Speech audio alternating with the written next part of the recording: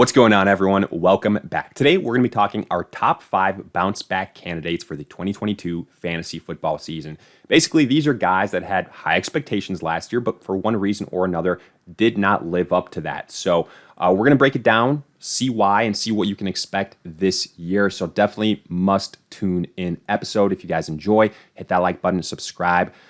Give us a follow on Twitter at AllDayPigskin to continue interacting with us there. Let us hear it in the comment section. Do you agree, disagree with these names? Who else would you put this in this category of top bounce back candidates in 2022 for this fantasy football season? And then lastly, make sure to check out the 2022 ADP Fantasy Football Draft Guide, now available for purchase. Has everything you can want at a great value. Details in the description. But with that being said, let's get into it. As you can see, we have got our Consensus Fantasy Pros PPR rankings. I do want to specify that pulled up here. The only other thing that I'm going to mention is, I didn't want to make this too injury themed. So we're not going to have guys that miss literally the majority of the year, all of the years. So we're not going to have Christian McCaffrey or Michael Thomas on this list. Yes, some of these names might have had an injury here or there, but they still played the majority of the season. So without further ado, let's kick it off. And we begin with one probably pretty expected name. That is Saquon Barkley of the New York Giants.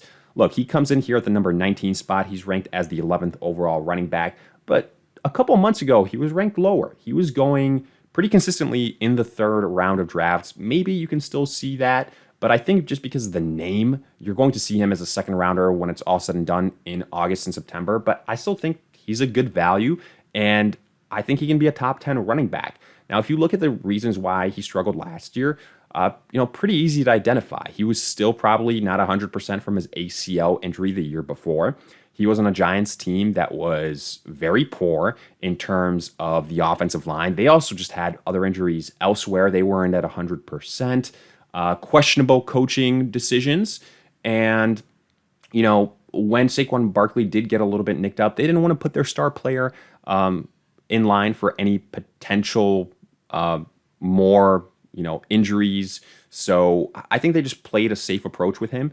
They weren't in position to vie for a playoff spot. If they were, maybe it would have been a different situation. But basically, I think Saquon Barkley right now, he's had even more time to rehab from his injury. The Giants offensive line, I think it's only gotten better. They landed a top prospect in the 2022 NFL draft. And Barkley is said to be, again, the focal point of this offense. They've got coaches there that are going to, make the most out of him. And I still think he's going to be the featured guy. Whereas, yes, people are a little bit probably hesitant to draft Saquon Barkley like a top 5 guy. Yes, that makes sense because he's burned you the last 2 seasons. But I definitely think that the upside is still there. Considering the names that he's going around, in the end of the second, early third, I think he's a pretty good overall balanced running back in terms of being a pass catcher, in terms of being a rusher. So I definitely think he is due for a bounce back season.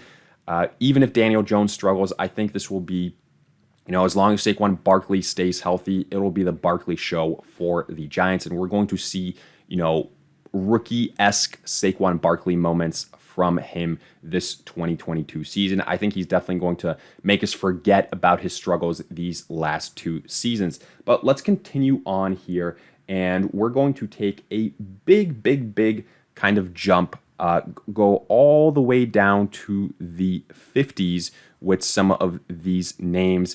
And we go to Darren Waller, who comes in at the number 51 spot here.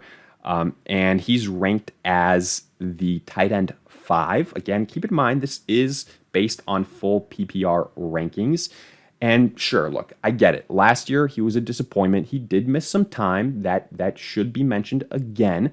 But he still played a good chunk of the season. However, I think he was obviously less than 100%. And, he just didn't live up to what he did the year prior, where he just went bonkers and he was on everyone's radar going, as high as the tight end number 2 last season at certain points in time. Now, I think there's kind of been an overcorrection. And yes, Devontae Adams being added to the offense for the Raiders is a big reason why. Don't get me wrong. But I still think that Waller is actually the number 2 guy on this offense. A lot of people are going to say, no, it's still Hunter Renfrow. But I think with what Darren Waller can do in terms of the mismatches he can create with his size at the tight end position, having Devontae Adams and then a Renfro that broke out last year is only going to help him. And I think he's going to be still a steady target for Derek Carr. And speaking of Derek Carr, like, it only makes sense to have Darren Waller on this list because I'm very, very high on Derek Carr. I think he can be a borderline top 5 quarterback this season. He was, up there for leaders in passing yards last year. Now you add Devontae Adams, you add some stud other weapons like Renfro, like Darren Waller. I think he is going to absolutely sling it this year. Waller is going to be a beneficiary. The fact that you can get him like in the 5th, 6th round, again, in full PPR scoring, I think that's what the craziest thing of it all is.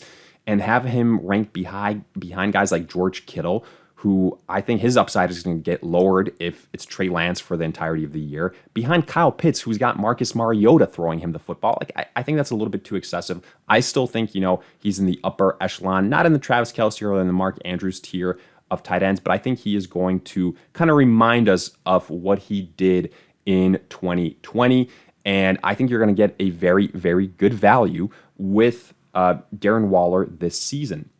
Now, let's move on to our number 3 guy on this list, and probably the poster boy of disappointments in 2021, Allen Robinson. Allen Robinson, no longer a Chicago Bear, now a part of the LA Rams, and I feel like that alone should be a good enough reason why he should bounce back. Like, Chicago is an absolute awful spot in terms of offensive success, and, usually you're not going to have, with the quarterbacks they've rostered, 2 fantasy relevant wide receivers. Last year, it happened to be Darnell Mooney. Now, I still honestly don't know why Allen Robinson struggled so much. He was healthy, whether it was kind of coaches having issues with him. I think a lot of it probably had to do with him being unhappy with his contract situation, with the franchise tag, things like that. And it kind of just became apparent that he didn't want to be there. He didn't want to put in maybe the effort. But the good news is he's no longer in Chicago. We don't have to worry about that. Instead, he's with Matthew Stafford, who just made, like Cooper Kupp, a Triple Crown winner. Now, I still think this offense is going to run through Cooper Kupp, but Allen Robinson, let's not forget about him. Like, the guy's been a top 10 fantasy wide receiver with guys like Mitch Trubisky and Blake Bortles. Matthew Stafford is the best quarterback that he's ever had. We just saw what he did for Cooper Kupp, and honestly, I think he's a better version of Robert Woods for the Rams. And people were drafting Cooper Kupp and Robert Woods like one right after the other last year. In fact, Robert Woods ahead of Cooper Kupp in some situations. I think Robinson is the clear-cut number 2 guy here after Cooper Kupp. And honestly, I think the gap might be closer than some people expect. I think he's the best value on this offense for the Rams. Like, Cooper Kupp is going to be drafted probably like 5th, 6th overall. You can get Allen Robinson in the 5th, 6th round. That's how crazy that is. I think this offense can definitely support 2 top 15 wide receivers. I love him in PPR formats. And, we're definitely going to be talking about him more and more as the season progresses and as we get closer to kickoff in September. Now, let's move on to our number 4 guy. We're going to show some quarterback love here and talk Kyler Murray of the Arizona Cardinals. And with Kyler Murray, it's a situation where, he was balling out last season to kick off the year. And, he was doing everything that we expected of him. He had the rushing upside. He had the success with guys like DeAndre Hopkins, Zach Ertz, etc. Then he gets banged up. Then DeAndre Hopkins gets banged up. Then he comes back, but he's not 100%. He's missing his top weapon, and it just became kind of a tough situation. Doesn't finish as high as we would have hoped, but I still have him as a tier 1 quarterback this year. Like, when he's fully healthy, we saw what he is capable of. The Arizona Cardinals, yes, they're going to lose DeAndre Hopkins for the first 6 games due to suspension, but guess what? They said, all right, cool. We realize that. What we're going to do instead, we're going to revamp this wide receiver core by adding Marquise Brown, who broke out last season. And I think that's a great addition. And then when DeAndre Hopkins returns, it's going to be even better. This is arguably the best group of weapons that Kyler Murray has had. The rushing upside is still there. I think he can be a top 5 quarterback in the league in terms of that category. He has a high-scoring offense still. So these are all good things. I think he belongs in the tier 1 category of quarterbacks, and he's ranked as the quarterback 5. So the lowest out of the guys like Patrick Mahomes, Josh Allen, Lamar Jackson, Justin Herbert. I think this is a great situation to take advantage of.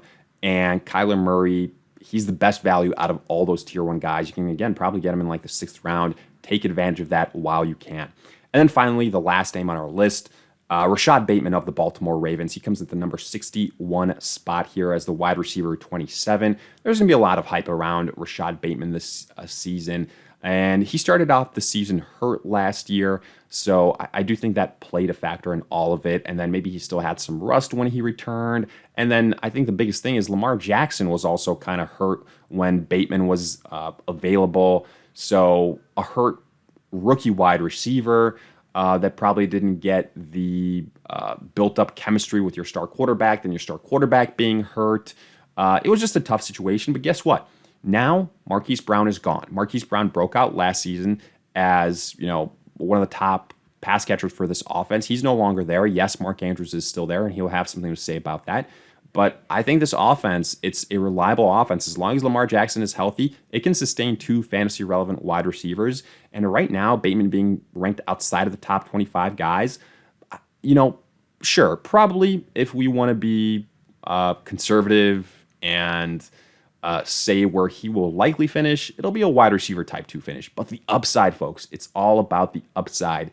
And the upside is a wide receiver 1 finish, a top 20, a top 15 finish. And, it's no fluke that so many people had Rashad Bateman highly ranked last year. In fact, I had him ranked as my number 2 rookie wide receiver after Jamar Chase. I know other people in the industry also felt that way. And I'm not giving up on him just because his rookie season was one where there were injuries for him, for his quarterback. Now the opportunity is there. I think the volume will be there. I always say volume is king, especially in PPR. So Rashad Bateman is definitely somebody that I think, in terms of what a lot of people expected from him in his rookie season, can bounce back and kind of deliver on some of those expectations in 2022. But with that, we wrap up this breakdown. And as always, let us hear it in the comment section. Do you agree, disagree? Who else would you have on this list of, top bounce back candidates for the 2022 fantasy football season? If you enjoyed, hit that like button, subscribe. Make sure to check out the 2022 ADP Fantasy Football Draft Guide, now available for purchase. And in the meantime, we'll see you guys in future videos.